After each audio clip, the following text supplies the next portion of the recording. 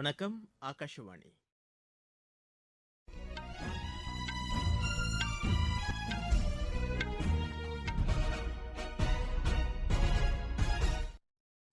செய்திகள் வாசிப்பவர் முகமது. தலைப்புச் செய்திகள்: மத்திய பிரதேச மாநில வளர்ச்சிக்காக 7,300 கோடி ரூபாய் மதிப்பிலான வளர்ச்சித் திட்டப் பணிகளுக்கு பிரதமர் திரு நரேந்திர மோடி இன்று அடிக்கல் நாட்டுகிறார்.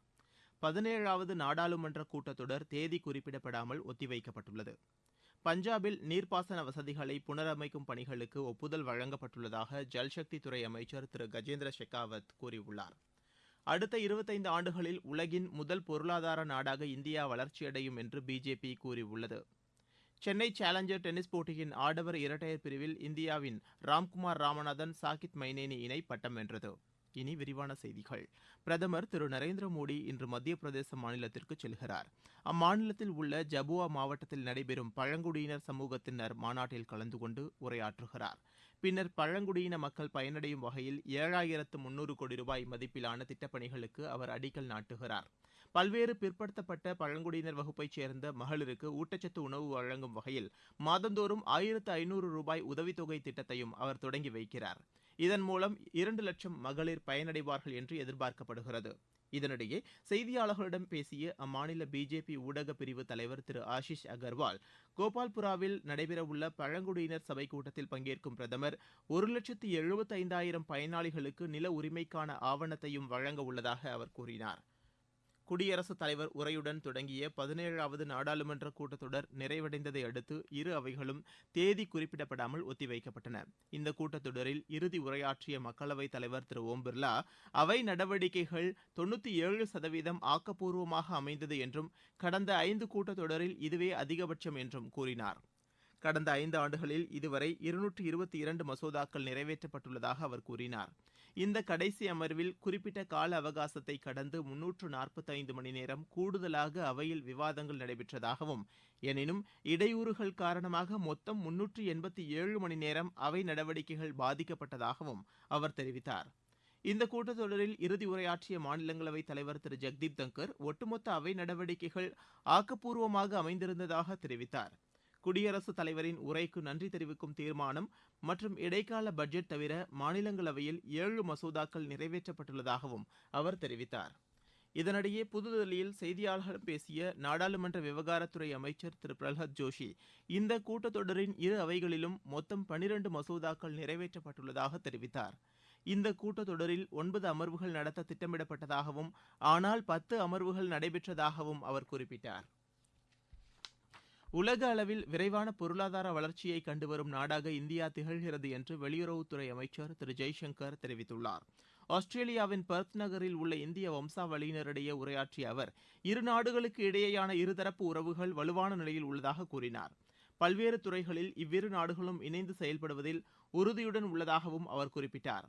அந்நாட்டுடனான வர்த்தகம் சீரான முறையில் வளர்ச்சியடைந்து வருவதாகவும் அவர் தெரிவித்தார்.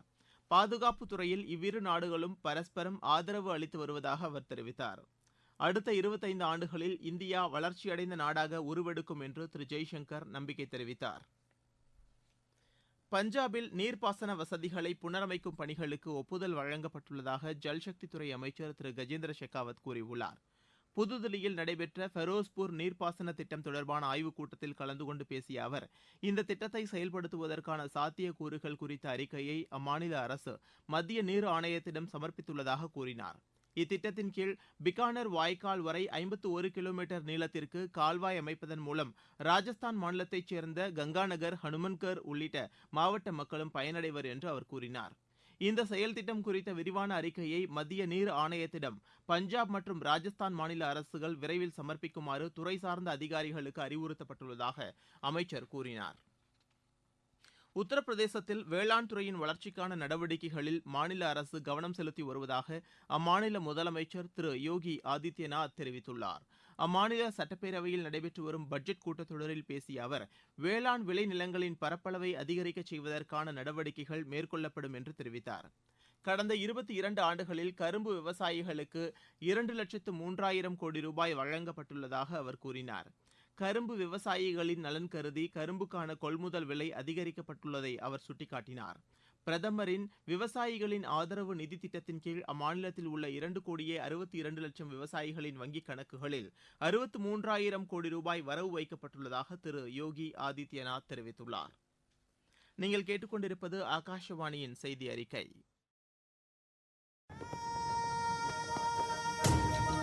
यही समय है, सही समय. இதுதான் வேளை, சரியான வேளை. ஒவ்வொரு தேசத்தின் வளர்ச்சி பயணத்தின் போதும் தேசம் முன்வந்து புதிய உறுதிப்பாடுகளோடு முன்னேற்ற பாதையிலே பயணிக்கக்கூடிய அற்புதமான ஒரு வேளையும் பிறக்கும். புதிய பாரதத்தின் துவக்கத்தின் இது அமுத காலம். இதுவே கோடானு கோடி நாட்டு மக்களுடைய உறுதிப்பாடாகும். அமுத காலம் 25 ஆண்டுகளுக்கு ஆனது. ஆனால் நாம் நம்முடைய லட்சியங்களை அடைவதற்காக இப்போதிலிருந்தே முனைப்புடன் செயல்பட வேண்டும். भारत को गढ़ने का यही समय है. அடுத்த 25 ஆண்டுகளில் உலகின் முதல் பொருளாதார நாடாக இந்தியா வளர்ச்சியடையும் என்று பிஜேபி மாநில தலைவர் திரு அண்ணாமலை நம்பிக்கை தெரிவித்துள்ளார். காஞ்சிபுரத்தில் என் மண் என் மக்கள் தொடர் நடைபயணம் மேற்கொண்ட அவர் மக்களிடையே உரையாற்றினார். கடந்த 9 ஆண்டுகளில் ஏழ்மை நிலையில் இருந்து 25 கோடி பேர் மீட்கப்பட்டுள்ளதாக சர்வதேச செலவாணி நிதியம் தெரிவித்துள்ளதை அவர் அப்போது சுட்டிக்காட்டினார். ஹரியானாவில் அம்மாநில விவசாயிகள் நாளை மறுநாள் தில்லியை நோக்கி பேரணி நடத்த திட்டமிட்டுள்ளதை அடுத்து மக்களின் பாதுகாப்பை உறுதி செய்யும் வகையில் நடவடிக்கைகள் மேற்கொள்ளப்பட்டுள்ளதாக அம்மாநில காவல்துறை தெரிவித்துள்ளது. முக்கிய சாலைகளில் போக்குவரத்து நெரிசல் குறித்த தகவல்களை அம்மாநில காவல்துறையினர் சமூக வலைதள பதிவின் மூலம் அறிந்து கொள்ளுமாறு மக்கள் கேட்டுக் கொள்ளப்பட்டுள்ளனர். சண்டிகரில் இருந்து தில்லி செல்லும் பயணிகள் தேராபசி, பார்வாலா, ராம்கர், சாபத் போன்ற மாற்று வழிகளை பயன்படுத்துமாறு அம்மாநில மக்களுக்கு வேண்டுகோள் விடுக்கப்பட்டுள்ளது. யுக்ரைனில் உள்ள கார்கிவ் நகரை குறிவைத்து ரஷ்யா நடத்திய ட்ரோன் தாக்குதலில் 3 குழந்தைகள் உட்பட 7 பேர் கொல்லப்பட்டனர். இரவு நேரத்தில் இந்த தாக்குதல் நடத்தப்பட்டதாக அந்நாட்டு அதிகாரிகள் தெரிவித்தனர். இதனிடையே யுக்ரைன் நாட்டுக்கு ஆதரவு அளிக்கும் வகையில் ஆயுத உற்பத்தியை அதிகரிக்குமாறு ஐரோப்பிய நாடுகளை நேட்டோ அமைப்பு கேட்டுக் கொண்டுள்ளது. சென்னை சேலஞ்சர் டென்னிஸ் போட்டியின் ஆடவர் இரட்டையர் பிரிவில் இந்தியாவின் ராம்குமார் ராமநாதன், சாகித் மைனேனி இணை பட்டம் வென்றது.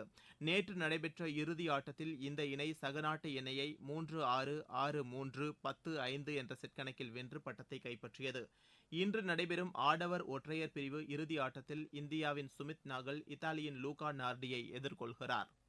19 வயதுக்குட்பட்டோருக்கான உலகக்கோப்பை கிரிக்கெட் இறுதி ஆட்டத்தில் இந்தியா இன்று ஆஸ்திரேலியாவை எதிர்கொள்கிறது. தென்னாப்பிரிக்காவின் பெனோனியில் நடைபெறும் இப்போட்டி இந்திய நேரப்படி பிற்பகல் மணி 1:30க்கு தொடங்குகிறது.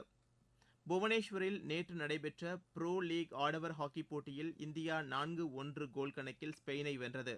இன்று நடைபெறவுள்ள போட்டியில் இந்தியா நெதர்லாந்தை எதிர்கொள்கிறது. பல்கலைக்கழகங்களுக்கு இடையேயான கேலோ இந்தியா விளையாட்டுப் போட்டிகள் அசாம் மாநிலம் குவஹாத்தியில் இம்மாதம் 19ஆம் தேதி தொடங்குகிறது. 16 பிரிவுகளில் இப்போட்டிகள் நடைபெறவுள்ளன.